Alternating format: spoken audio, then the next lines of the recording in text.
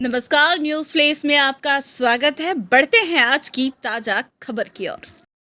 भाजपा के fire brand नेता और हवालमहल विधानसभा क्षेत्र से नवनिर्वाचित विधायक महंत बाल मुकुंदाचार्य को लेकर कार्यकर्ताओं में खासा उत्साह है। और आज अटल जयंती के मौके पर जब भारतीय जनता पार्टी के प्रदेश कार्यालय में कार्यक्रम का आयोजन हुआ तो कार्यकर्ताओं के बीच खासे लोकप्रिय दिखाई दिए बाल मुकुंदाचार्य और आकर्षण का केंद्र बने रहे।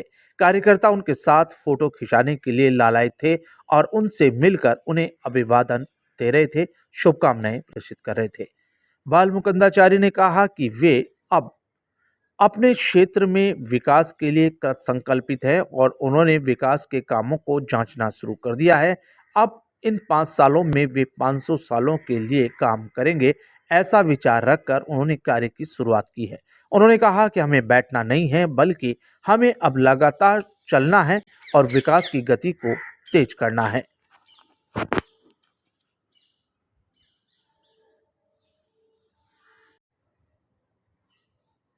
हाँ, हजार फाइन भरेंगे महाराज जी आपके लिए।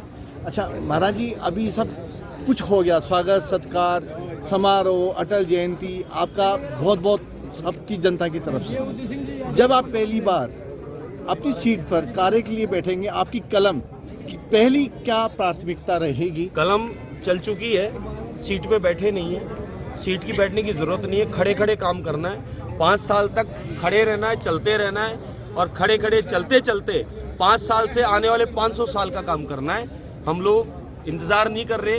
जब लोग हमारे देवतुल्य मतदाताओं ने आशीर्वाद दे दिया और हमें मनोनीत कर दिया कि आप हमारे क्षेत्र के विधायक हैं, तो 2,57,000 मतदाता हमारा परिवार है हवामहल विधानसभा का, और 2,57,000 मतदाताओं की समस्याओं का निराकरण करना हमारी जिम्मेदारी है।